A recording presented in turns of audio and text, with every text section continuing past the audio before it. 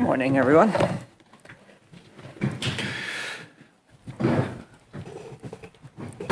Alors bonjour, bienvenue à cette conférence de presse. Good morning. Welcome to this press conference with the Honourable Minister Alghabra. My name is Guillaume Saint-Pierre. Minister will start with quick comments for about 5 minutes, and then we have 25 minutes of questions. Allez-y, Ministre. Thank you, Guillaume. Good morning, everyone. Bonjour à tous. I'd like to start by acknowledging that we're gathered today on the traditional territory of the Algonquin and Anishinaabe peoples. Also want to wish everyone a happy National Tourism Week. I'm happy to be here for an announcement that I promised Canadian we will do. Because Canadians rely on the air sector and we need to ensure that their rights are even more protected. On doit protéger encore. We must protect further passengers' rights. Canada's history to put in place a Bill of Rights for air passengers which came into force in 2019. This regime gave Canadians important rights and protects them against flight delays and cancellations. Shortly after this regime came into force, the COVID-19 pandemic hit our air sector incredibly hard. The pandemic showed that there were some gaps in the regime. That's why we strengthened the protections last September to include refunds for situations outside the airline's control, such as a pandemic or a major weather event. Right now, everyone is entitled to a refund when the airlines are not able to complete the journey within a reasonable time frame. But last year, as the air sector began to recover, passenger volumes surged incredibly quickly, exposing the Bill of Rights to a lot of stress. As a result, we also saw passenger complaints increase at the Canadian Transportation Agency, leading to a significant backlog. These challenges have given us useful insight into how we can strengthen the rights and protect passengers even further. So this is exactly what we are doing. Today, I'm announcing that we are making significant changes to the air passenger rights. J'annonce des changements I am announcing changes to air passenger rights. Are included in our Budget Implementation Act, Bill C-47, that was tabled in the House of Commons last Thursday, which we hope will pass soon. Once these measures are implemented, they will strengthen air passenger protection and simplify the complaint process. Among the new changes, amendments would make compensation the default unless specifically cited as a limited exception. Compensation will be mandatory. In addition to being entitled to a refund, most air passengers will be entitled to financial compensation. Right now, compensation for delays and cancellation is only required for disruptions caused by the airline and which is not a safety issue. With the new changes, we would be combining the current three categories, which are disruption within the airline's control but necessary for safety, and outside the control of the airline, into a single category where everyone would be entitled to compensation except for a clear list of exceptions. These exceptions would be established by the Canadian Transportation Agency through a regulatory process within which Canadian and industry stakeholders are consulted. This means there will be no more loopholes where airlines can claim a disruption is caused by something outside of their control for a security reason when it's not. And it will no longer be the passenger who will have to prove that he or she is entitled to compensation. It will now be the airline that will need to prove that it does not have to pay for it. This will make the process much simpler and push the burden of proof onto the airlines. The changes in the legislation would also include implementing standards of treatment, like paying for your food if your flight is cancelled or delayed due, for example, to a snowstorm. Since last summer, we also saw how lost baggage impacted passengers. That's why our proposed changes to the Bill of Rights would put in place new requirements which will be announced in the next few weeks for delayed and lost baggage. There will be new requirements for lost baggage. For airlines to establish an internal process for dealing with air travel claims, and they will be required to manage passenger complaints within 30 days. We're also proposing to hold airlines more accountable by allowing the Canadian Transportation Agency to recover the cost of air passenger complaints from the airlines, giving airlines a stronger incentive to address complaints directly with travelers as soon as possible. Of course, we expect these measures will reduce the number of complaints referred to the agency, but for those that do reach the agency, we're proposing to make the process even more efficient. Under these amendments, the CTA would clear air passenger complaints sooner by replacing its current adjudication process for resolving disputes with a simplified process completed by their staff. These changes also build on the nearly $76 million over 3 years in added funding I recently announced to the agency to help clear the current backlog of complaints. Finally, to ensure even greater accountability, we are strengthening the CTA by increasing the maximum fines they can impose from $25,000 to $250,000. Les amendes seront. Fines will be higher. I know there may be some, mostly airlines, who claim that we are unfairly targeting them with these new measures to hold them accountable. First, let me be very clear. These measures are not meant to demonize airlines. Thousands of airline employees go to work every day, committed to doing their best to provide excellent service to their customers. Airline employees have been going through an unprecedented period of challenges, and I know that they are doing their best under extraordinary circumstances. It's important, though, to acknowledge that when a passenger purchases a ticket, that is a transaction between a passenger and the airline. So it is the airline's responsibility to make sure they uphold their obligations to their customers. There's a significant imbalance in power here between airlines and their customers, where customers could suffer considerable consequences if a service they purchased was not delivered properly. I believe there is a role for government to fix this imbalance and help ensure that passengers are protected. I also want to be clear on another matter. We are still pursuing shared accountability across the sector by imposing new public data sharing requirements for airports and air carriers. We will also be requiring all those within the air transportation system to share more data with one another to ensure the best possible experience for passengers. More data sharing and greater transparency will enable the creation of a more accountable system for everyone. Stay tuned for additional measures to be announced in the coming months. Thank you again. Merci. Now we're going to turn to the question period. We have 25 minutes, as I said earlier. CTV. Good morning, Minister. I'd like to know, you said some exceptions. What are those exceptions that would not qualify for automatic compensation for passengers that you say are clearly outlined? I mean, there's the obvious one, a snowstorm. A snowstorm will have obviously an impact on traffic, air traffic, and airlines are not responsible for snowstorms, just like snowstorms have an impact on road traffic, on rail traffic. I think Canadians understand when there's a snowstorm. But let me just say that those specific examples will be sorted out in the consultation process. So the idea here is to be very narrow in what these exemptions or exceptions are, and to be very clear for customers so they know what the expectations are, and for airlines so they know what the expectations are.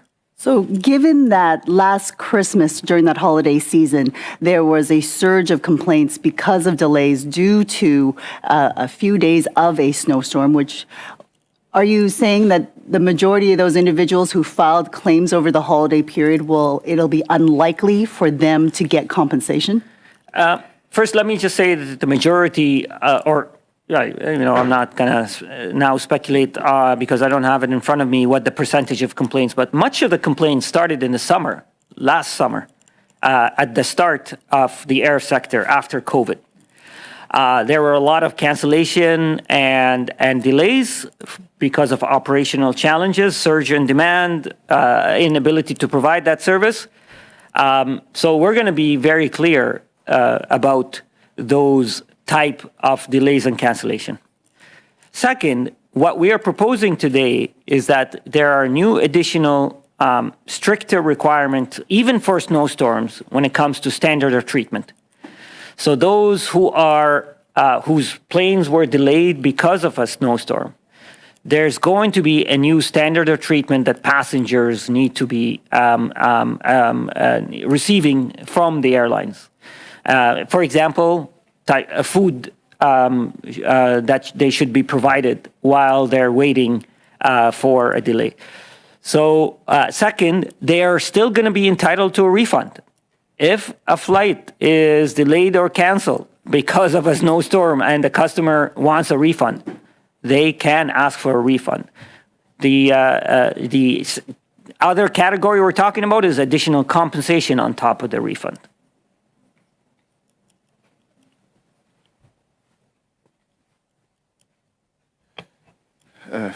Valérie Mécarlebin, Radio-Canada. So airlines are saying that this should be a shared responsibility in some certain situation. What do you say to that when delays are because of security, because of no one's available to put luggage on the planes, etc.? Yeah, let me again, I referred to this in my remarks. Let me just say, first and foremost, airlines are the ones who sold a transaction, a contract to a customer. The customer paid the airlines to receive a service. Therefore, the airlines are responsible for delivering that service. Now, I do not deny the fact that the air sector is highly interdependent, and when certain things happen in one area, it has an impact on another area. And therefore, that's why we are moving towards a shared accountability system.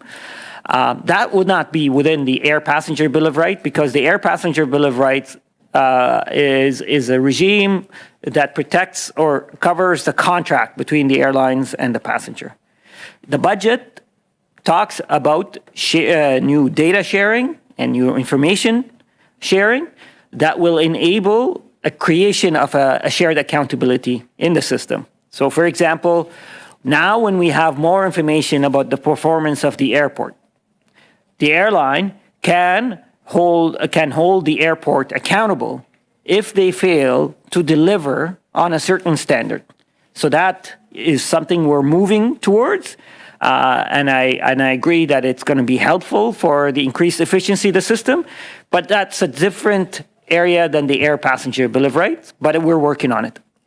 And I think the backlog of complaints is at 42,000 right now. What's with these new measures? Are we going to see them dealt with in a quicker fashion? Will they be allowed to get reimbursed based on those new rules?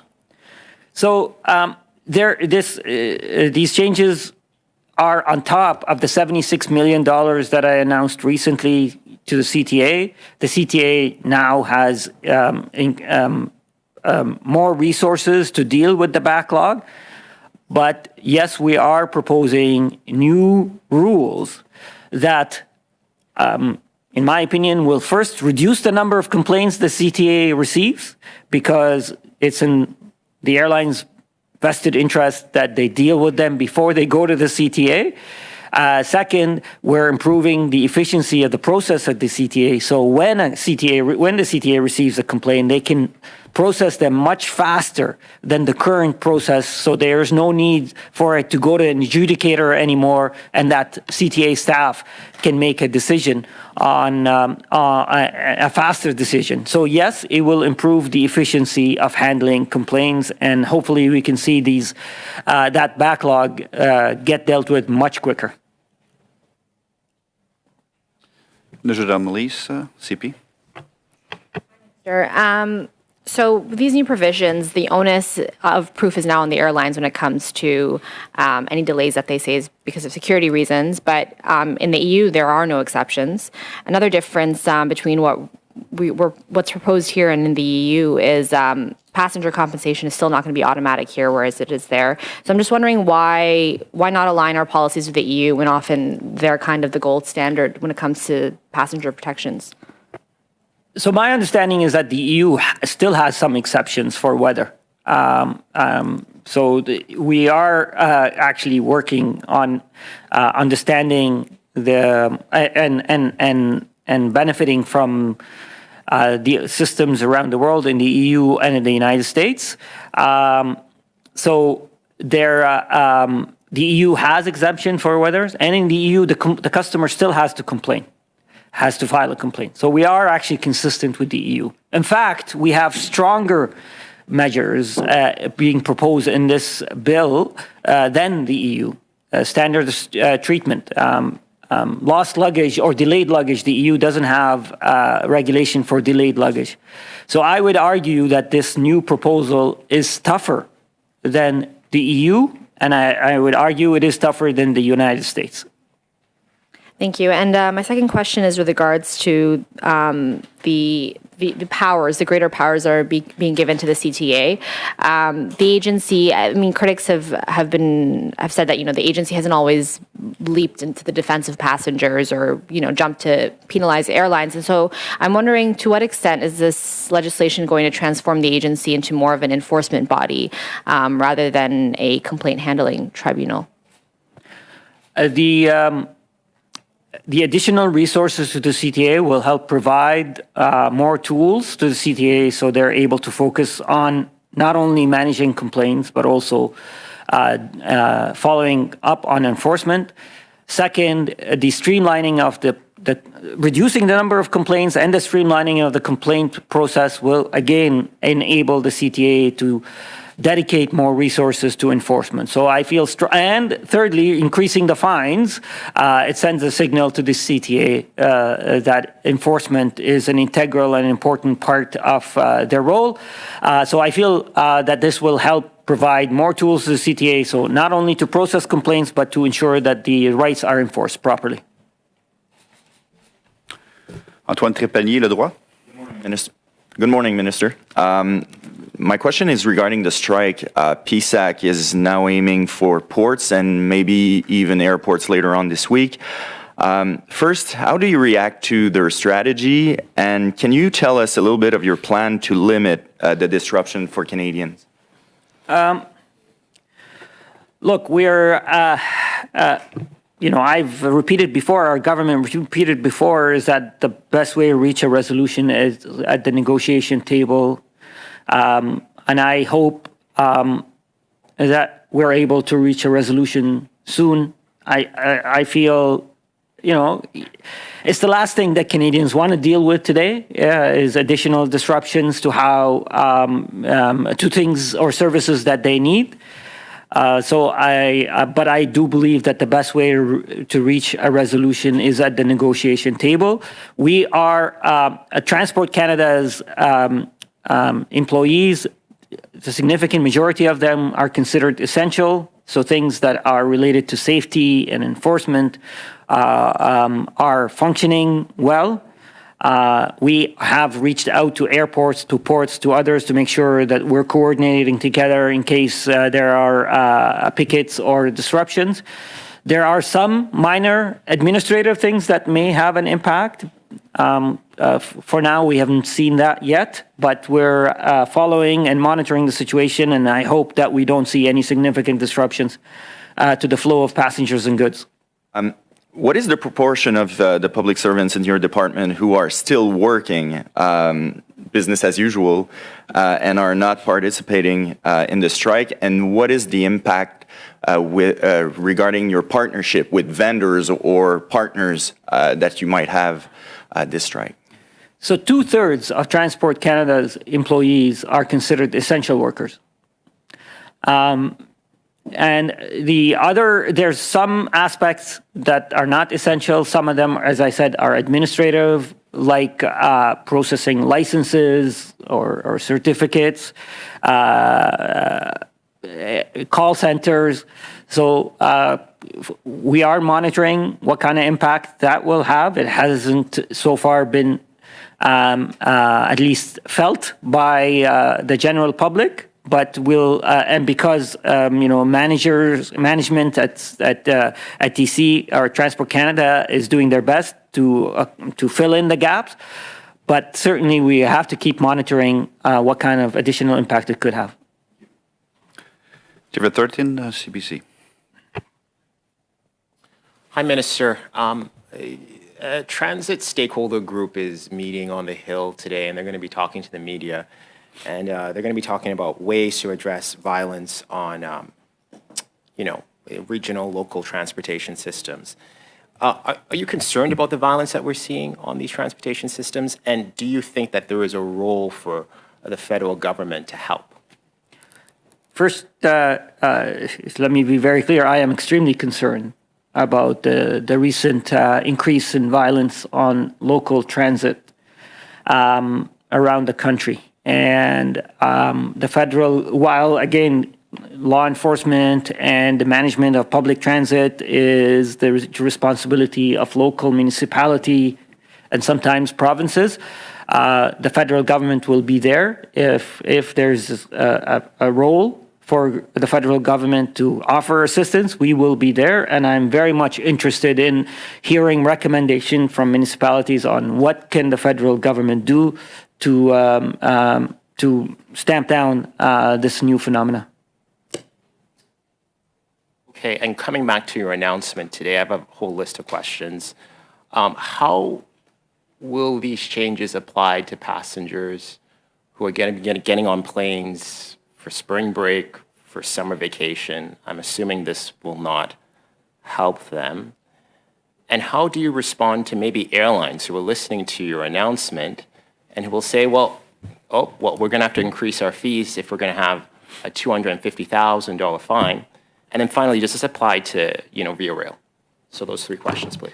Let me start with the last question. This is an air passenger bill of rights. So unless Via starts selling airline tickets, it doesn't apply to Via. However, let me just say that I'm still waiting for the internal review is being conducted by Via by a third party on what had happened over Christmas period to see what recommendations we need to put in place. There's going to be a new CEO announced shortly for Via, so there's work ongoing there. Look, this bill, the Budget Implementation Act, will have some changes. Once it passed, we'll have some changes that get immediately implemented, and some changes will still require regulatory changes that will require consultation. So as soon as the bill is passed, some changes will take effect immediately, and it could have an impact on the spring travel season. On the question of airlines, again, I know the thousands of airline employees have been working incredibly hard to deal with extraordinary circumstances. And I know sometimes they faced uncalled for angry customers who are unhappy. So I would like to remind all Canadians to understand the difficult job that airline workers and thank them for doing their best. But I want to make sure that given what we saw last summer and over Christmas, that it's clear that there are some loopholes that needed to be closed, and that passengers, as I said, the imbalance of power between passengers and airlines are improved.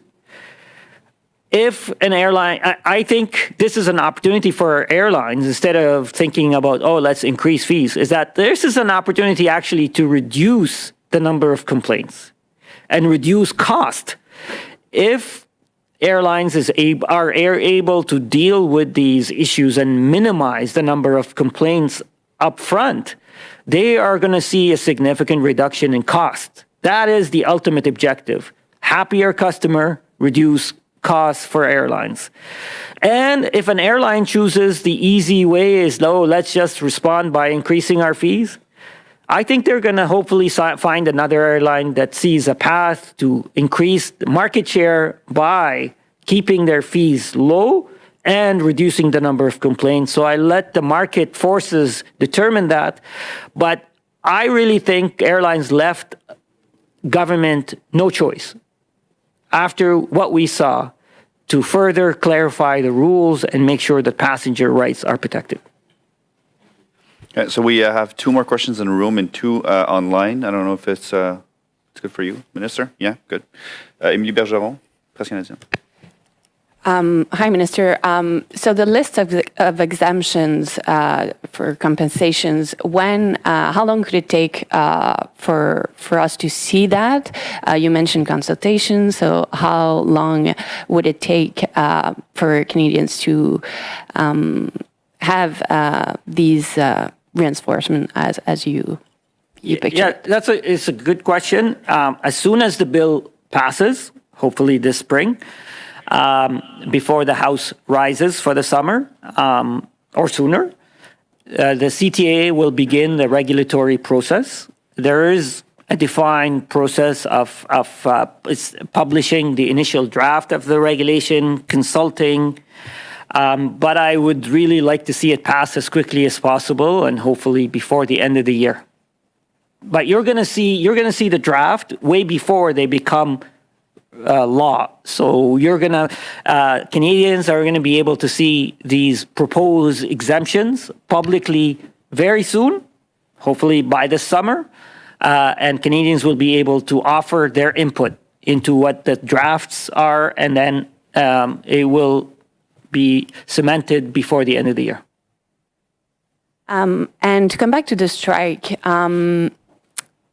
in the changes you propose today, you want to reduce the time to deal with complaints. So if the strike continues for weeks to go, what could be the impact on your capacity to do just that, to reduce the time to deal with complaints if there is a bigger backlog? Yeah. Look, ideally, the strike does not last very long. I am hoping that negotiators are able to resolve this as quickly as possible, because you're right, the longer the strike goes, the longer the impact it's going to have on different services that Canadians expect, including an impact on the process of the CTA. So if the strike lasts long, we could see an impact. So I'm just hoping that we find a way to resolve the strike as quickly as possible. Marco, iPolitics. It kind of seems like these changes are being framed as a response to the airlines seeing loopholes or seizing loopholes in existing regulations, considering, I think, most Canadians' experiences trying to get a refund or some form of compensation from the airlines. It seems like it could have been anticipated. So what do you make of, some comments that why did it take this long to put in these measures that shift the onus away from the customers lodging a complaint to the airlines to kind of act in a certain prescribed manner? Look, in 2019, it was, in fact, in the fall of 2019 was when the Passenger Bill of Rights came into force. And when it came into force, it was way stronger than the comparable system in the United States.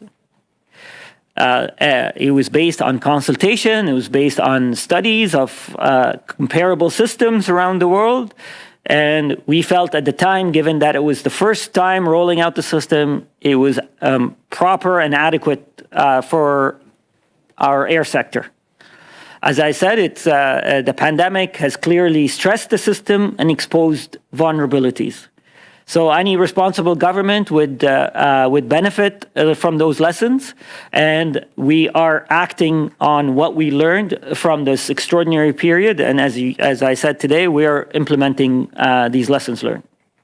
And just to kind of follow up on someone else's question, timeline-wise, if the strike lasts for next month or so, how does that kind of impact the implementation process here? Can we really realistically expect that these new rules will come into place shortly after the legislation receives royal assent, if this strike lasts the next month or so?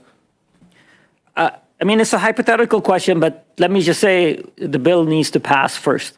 And it's hard for me to guess how long the bill is going to take to pass. I hope soon. I hope within weeks.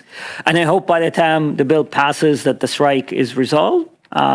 So hopefully it won't have an impact on the implementation of the bill.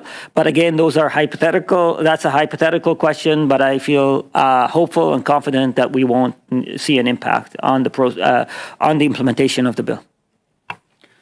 So just before going online, if you don't mind, I'll just ask a question myself on the strike. It seems that right now we're in the phase, the battle for the public opinion phase with all the mudslinging that we've seen this weekend. What makes you think that you can win that battle?